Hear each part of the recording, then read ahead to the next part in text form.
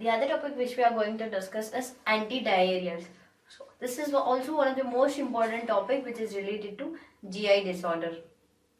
So, what is diarrhea? So diarrhea is a condition where there will be frequent stool elimination, or else where there will be excess fluid loss from the body in the form of stools. There will be frequent fluidity loss, there will be frequent weight loss also in this diarrhea condition. This diarrhea exists in two forms, that is acute form as well as chronic form. So this acute diarrhea occurs as a onset, it occurs very rapid in the healthy patients. The onset of this acute diarrhea in the healthy patient is unknown. We can't predict when does this diarrhea occur. It has several reasons why it is occurring, but we can't predict the time for that occurrence of this acute diarrhea. And this acute diarrhea, it lasts for about 3 days to 2 weeks, and it reduces, or else this condition can be terminated, or this condition can be resolved before any previous injury or else previous disease. If a person is suffering from any previous injury or previous disease, this acute diarrhea cannot have any relation with that. It resolves as such. This chronic diarrhea, once it occurs because as a side effect of various drugs. It occurs because of the various diseased conditions, and it lasts more than 3 weeks. This acute diarrhea shows symptoms like the person will have severe fever, chills, vomiting, loss of appetite, there will be weight loss, and frequent stool excretion or as frequent excretion of gastric contents, and weight loss and rapid fluid loss out of the body. What are the causes of diarrhea? So there are common causes of diarrhea, like the dietary abuse. In the sense, if a person don't take, or else if a person is not taking proper diet, or else the dietary food is contaminated, the water or food which we take is contaminated, and it is because of infections of various bacteria, virus and protozoa, and it is because of reaction of some medication. That is, if a medication does not show its proper effect, or else if a medication showing its side effect, there are few drugs which have the side effect of diarrhea, and if a person is suffering from intestinal disease. So these are the common causes of diarrhea. Here in the pictorial representation we can see the protozoal, viral or bacteria oocyte which is present.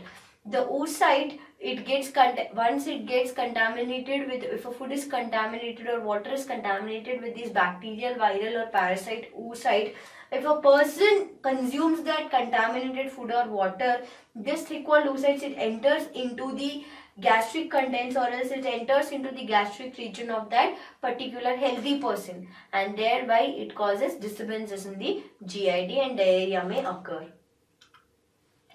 What are the main causes of diarrhea? What are the causes of acute diarrhea as well as what are the causes of chronic diarrhea?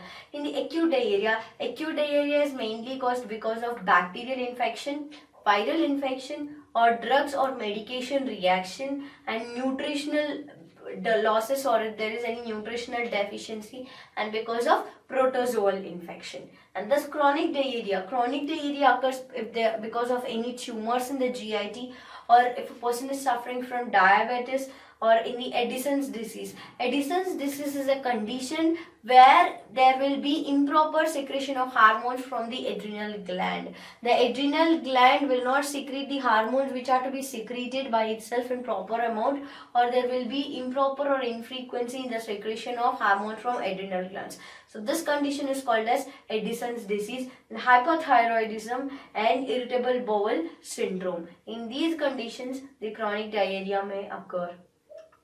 And what are the causative pathogens? So what are the infections caused by various microorganisms?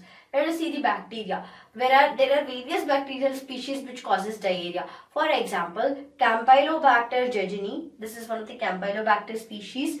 And Salmonella species, Shigella species, Escherichia coli species, Clostridium perfringens, Clostridium botulinum, gastrointestinal tuberculosis, Bacillus species, Staphylococcus enterocolitis. these are few of the bacteria which causes diarrhea. These bacteria which when enter into the human body from the infected person, or else from this bacteria which is present, it enters in from infected person into the healthy person, then it forms oocytes. These oocytes are the active forms. These oocytes, they undergo the process of division. They undergo the process of mitosis and mitosis, and thereby they divide into spermatogenetic oocytes, as well as male gametocytes and female gametocytes, and they form oocytes. And these zygote, they undergo division, and thereby they form various bacterial cells in the body, and that is why they cause these bacteria, which when entered into the gastric contents, they cause irritation to the gastric mucosa, and because of that increased peristaltis movements occurs, and thereby there occurs diarrhea. And what are the viruses which causes diarrhea? They are rotavirus, norovirus and adenovirus. These are the viruses which causes diarrhea. And protozoa, there are various protozoan microorganisms which causes diarrhea. For example, Entamoeba histolytica and Cryptosporidium and Giardia intestinalis and Schistosomiasis. So these are few of the protozoan microorganisms which causes diarrhea. Who or else which group are more prone to diarrhea, or else the persons or the group of people who have high risk for diarrhea are the persons who have the habit of eating only one particular food, or as junk foods we can say, and for travelers, a person who travels very frequently, and if a person is immunodeficient, or else his immune system is very weak. So this bacteria or protozoa virus which when enters into the body, this immune system will act as a defense mechanism, and thereby they engulf the bacteria or virus or these microorganisms, and thereby they won't allow the microorganisms to show their effect. So if a person is not having proper immune system, or if a person is suffering from immunodeficiency, then this diarrhea may occur. Not only diarrhea, there are various immunodeficiency disorders also. These may occur, and daycare participants and institutionalized persons. These are the group of people who are more prone, or else who have high risk of getting diarrhea. What are the pathophysiological mechanisms, or what are the mechanisms behind the pathophysiology of this diarrhea? So this diarrhea mainly occurs because of the changes of intestinal motility. So this intestinal motility can be increased or changed because of various reasons. For example, by the action of acetylcholine, or by the action of histamine, or by the action of various chemical mediators present in the body, they act, or else they promote the contraction and stimulation of the smooth muscle. When this promotion is occurred, then thereby there will be changes in the smooth muscle contraction or relaxation. It may show either increased effect or decreased effect. In increased condition, or else increased contraction of smooth muscle, it causes diarrhea, and decreased condition, it causes constipation.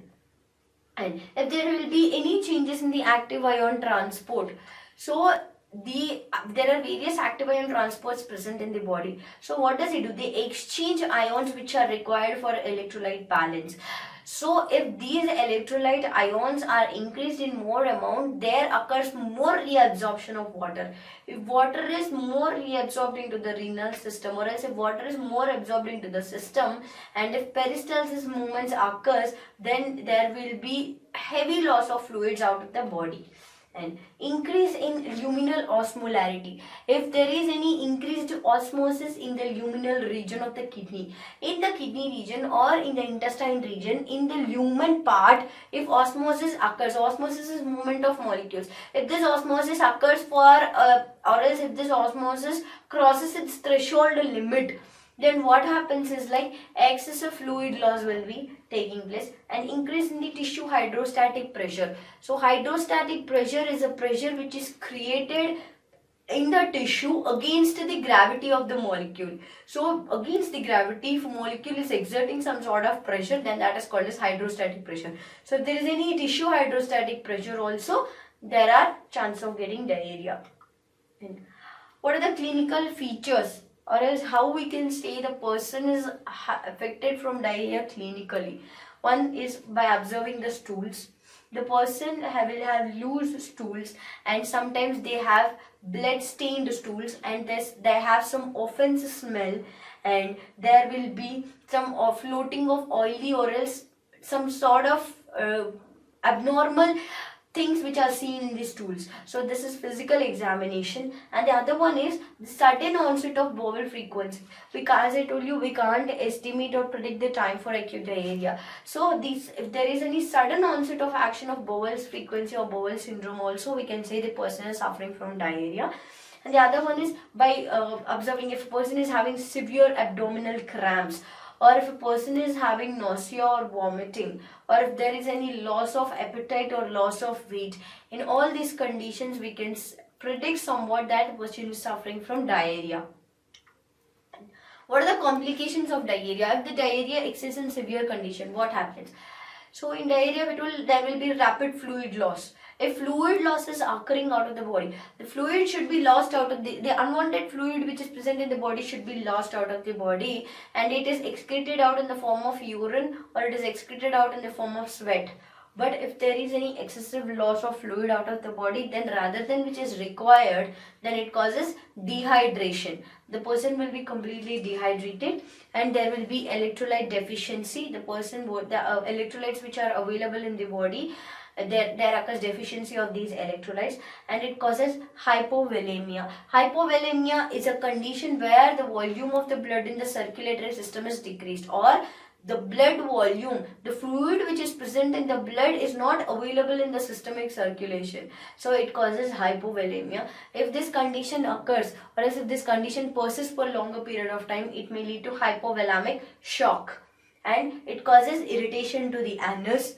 And it causes sometimes, if the electrolyte loss is more, then it causes shock and cardiovascular disorders, hypokalemia, and it may cause metabolic acidosis also. How we can diagnose or how we can say that the person is suffering from diarrhea? One thing is like physical examination. By observing the person physically, we can say that if there is any loss of weight or loss of appetite, or by observing the patient we can say. The other one is stool culture. The stool of that particular person is collected, and it is cultured by streaking method, and thereby by observing the stools under the microscope, or by the bacterial culture which is developed in the agar plate. The agar plate is taken. Agar is a semi-solid form, and this agar is agar culture which is there. We have to culture that bacteria on the agar plate, and we can see the formation of bacterial colonies on that agar. So based on these formation of these bacterial colonies, we can say whether the person is suffering from bacterial, viral, or protozoal kind of this diarrhea, and we can give the treatment along with that.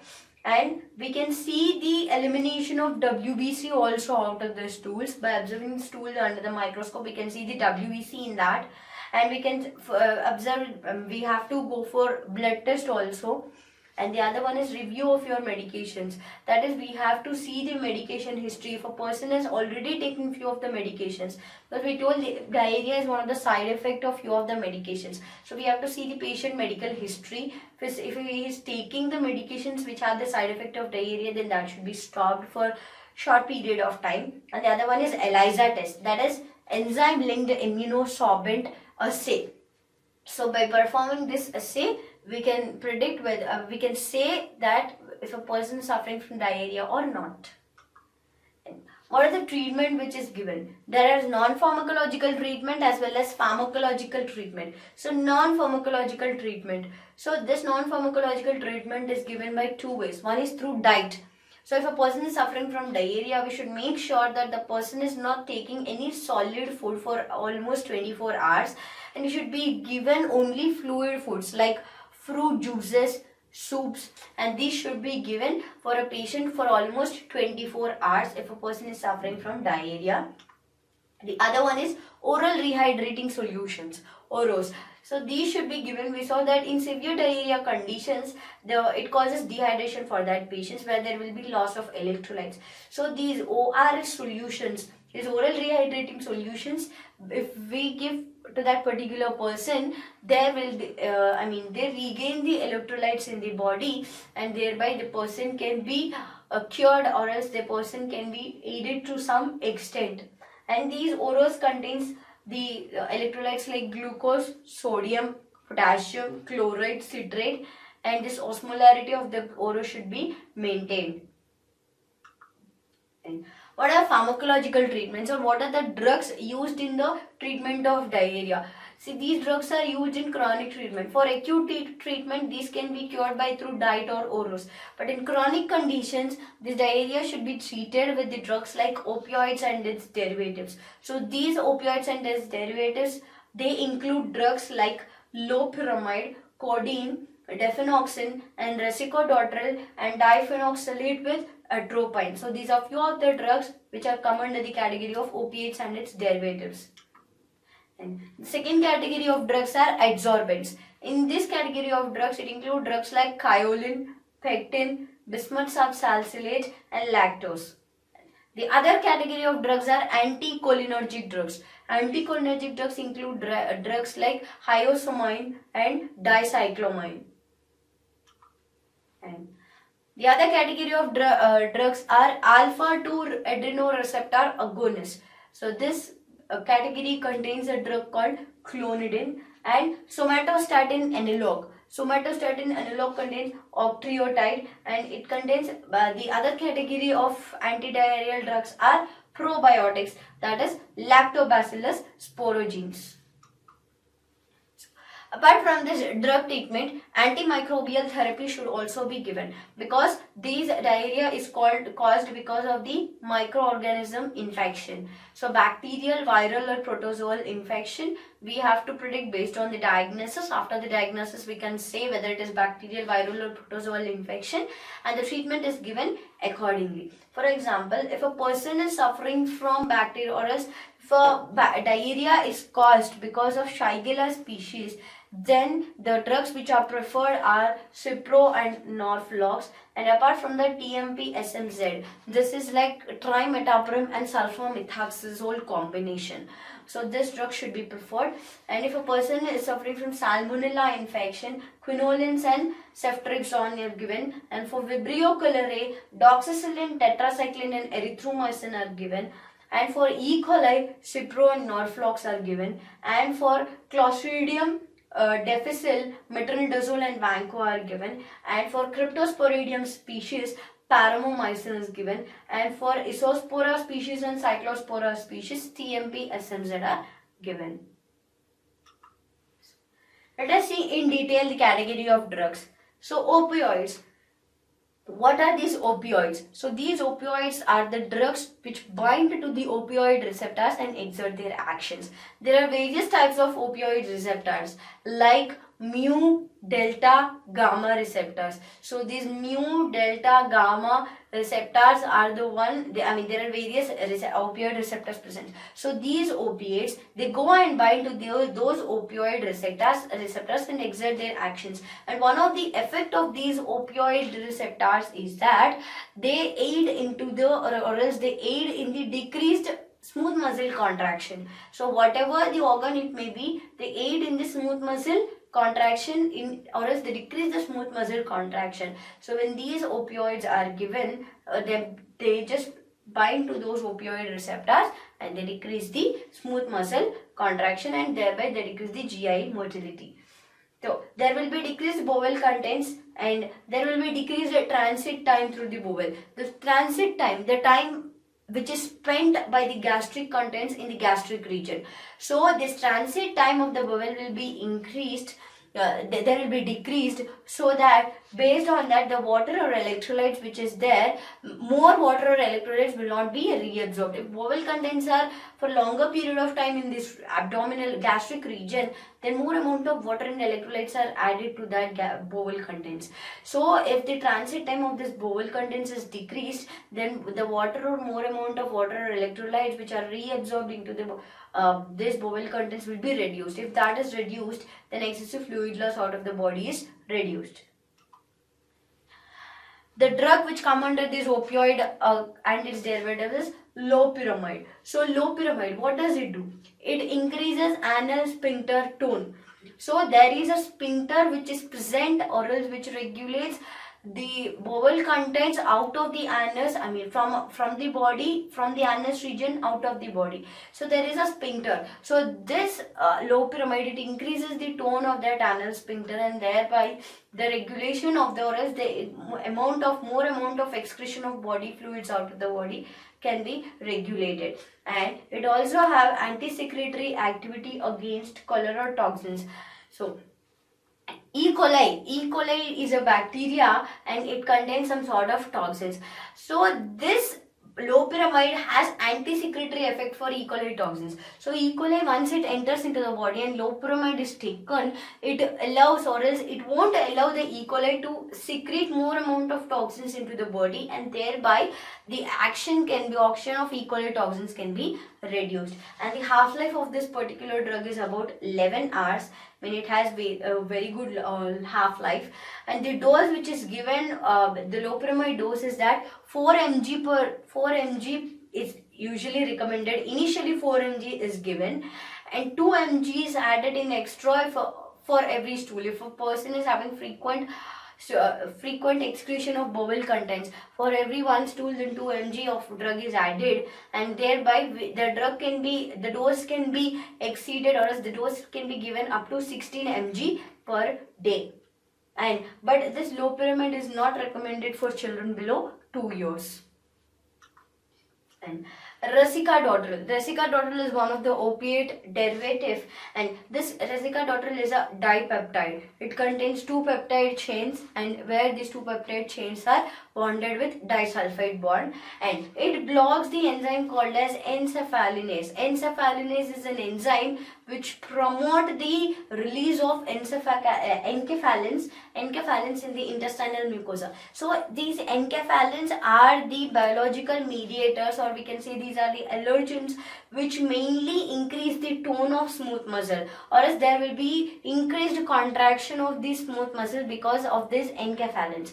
So these enkephalins are released into the body in the presence of an enzyme called as encephalinase. So this Racecadotril, it blocks that particular enzyme, and it aids in the decrease the secretion, or else it blocks the secretion of enkephalins in the intestinal mucosa, and thereby there occurs decreased tone of smooth muscles. Bismuth subsalicylate. So bismuth subsalicylate is a trivalent bismuth compound. I mean, it contains 3 valence, or else 3 ions, or else 3 molecules. For example, it is a combination of magnesium, aluminium and silicate. So when these 3 atoms or molecules are combined and they are prepared or formulated in the form of clay, and they are it is prone to extraction, and this trivalent bismuth or as bismuth subsalicylate can be marketed, and it also have astringent effect as well as protective effect also. And what does this bismuth subsalicylate do? Once it enters into the stomach, it reacts with the HCl, and with this HCl, when bismuth salts is combined with this HCl, it forms salicylic acid as well as bismuth oxychloride. What are the side effects of these opiate derivatives? So these opiate derivatives mainly or commonly have side effects like drowsiness, giddiness, headache, anorexia, nausea, vomiting. These are most common side effects. But these opiates, if they are given for long-term use, they may cause constipation. And the very rare side effects which are associated with these opiate derivatives are respiratory disorders, or there occurs respiratory depression, then urinary retention, and there occurs bradycardia, that is decreased force of contraction of heart, and there will be flushing, rash like side effects. And the next category of drugs are adsorbents. So adsorbents are the substances, they form a protective layer against a liquid form, or else they form a protective layer against a fluid. So when these adsorbents form a protective layer, then the amount or else the addition to that particular fluid will be reduced. So it coats the walls of the GIT. When it forms a coat, then the water or fluids or electrolytes which are to be reabsorbed into the gastric region will be decreased, or else it won't allow the electrolytes of water to be reabsorbed into the gastric region. So once water is not reabsorbed, then the gastric content, fluidity, or else the increase in the viscosity of this gastric contents will be reduced, and thereby there occurs decreased excretion of decreased loss of fluids out of the body. And one of the good mechanism of these adsorbents are they bind to the causative bacteria or toxins. So these adsorbents, they go and bind to that particular bacteria or else particular toxin, and they directly eliminate it out of the body, and they won't allow the toxin to show its actions. What are the side effects of these adsorbents? So these adsorbents have side effects like increased bleeding time. So these adsorbents, they increase the bleeding time. So bleeding time is the time which is taken for the blood to bleed out, or else the time which is required for the blood to bleed. So if this bleeding condition is increased, then bleeding time is increased, then it may lead to a condition called as hemorrhage. And for longer use, these adsorbents may cause constipation, and thereby there will be dark stools observed, and there will be confusion to the patients, and there will be hearing loss. The patient can't hear properly, and tinnitus. Tinnitus is nothing but a condition where tingling sound can be heard. Actually, there won't be any sound, but we can hear some sort of sound, tingling sound in the ear, and we can observe blue gums in that patient. The next category of drugs are anticholinergics. So anticholinergics are the drugs, they decrease intestinal muscle tone. How does they do? So acetylcholine is a neurotransmitter. This acetylcholine, this binds to the cholinergic receptors. So there are two types of cholinergic receptors, muscarinic receptors and nicotinic receptors. So these muscarinic receptors are again of 5 types, M1 to M5, and nicotinic receptors are through 3 types, that is N1 to N3. So this acetylcholine will bind to either muscarinic receptors or nicotinic receptors and exerts its actions. So from the synaptic nares of the nerve, the acetylcholine is released into the synaptic nares, and in the synaptic nares, these cholinergic receptors are present. So this acetylcholine will bind to that receptors and exert its actions. So one of the main effect of this acetylcholine is increase the smooth muscle contraction. So these anticholinergics, they won't allow the acetylcholine to bind to that cholinergic receptors, and thereby there will be decreased the smooth muscle contraction. The side effects of this, what are the side effects of these anticholinergics? So the anticholinergics like hyoscyamu, the main side effects of these anticholinergics is like they have dry mouth, blurred vision, urinary retention, headache, nausea, vomiting, and in severe condition, the person may suffer from hypotension, bradycardia, tachycardia, and photophobia.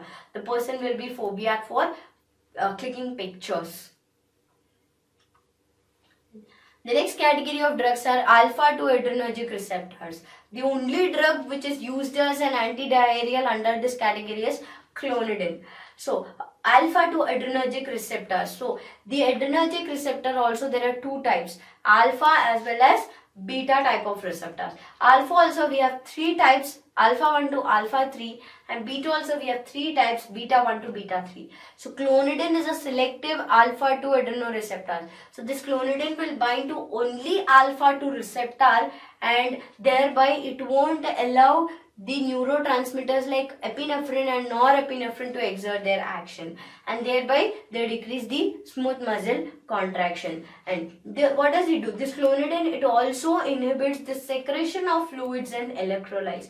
So whatever the fluids or electrolytes which are secreted or reabsorbed into the body, this clonidine will inhibit that. So thereby it won't act, or it won't add more amount of fluids to the gastric contents, and it is used in diabetic diarrhea as well as opioid withdrawal. So if a person is taking opioids and suddenly if he stops taking opioids, then it may occur opioid withdrawal syndrome, and one of the effect of this opioid withdrawal syndrome is diarrhea. So in this condition, opioid withdrawal diarrhea as well as in diabetic diarrhea, this clonidine is very effective.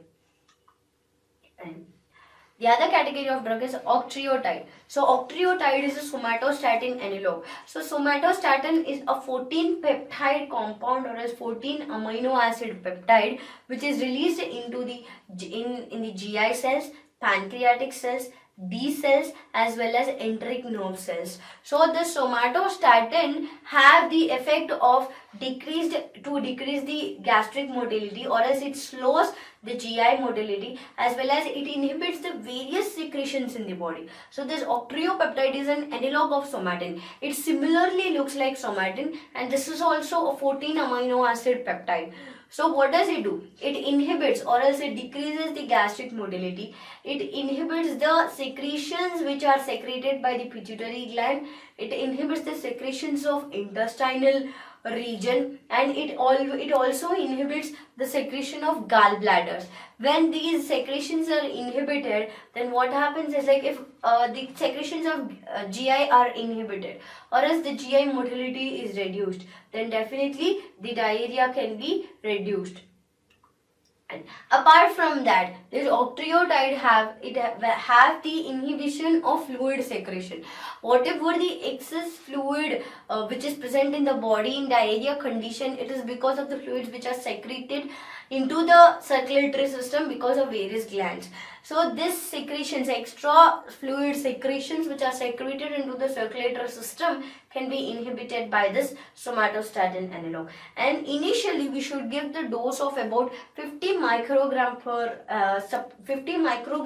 through subcutaneous route, and it should be given 1 to 2 times a day. And based on the severity of diarrhea, the dose can be increased up to 600 microgram, and this dose should be given in about 2 to 4. This 600 microgram should not be given at a time, but this dose can be given up to 2 to 4 doses, and it is administered to the patients through subcutaneous route.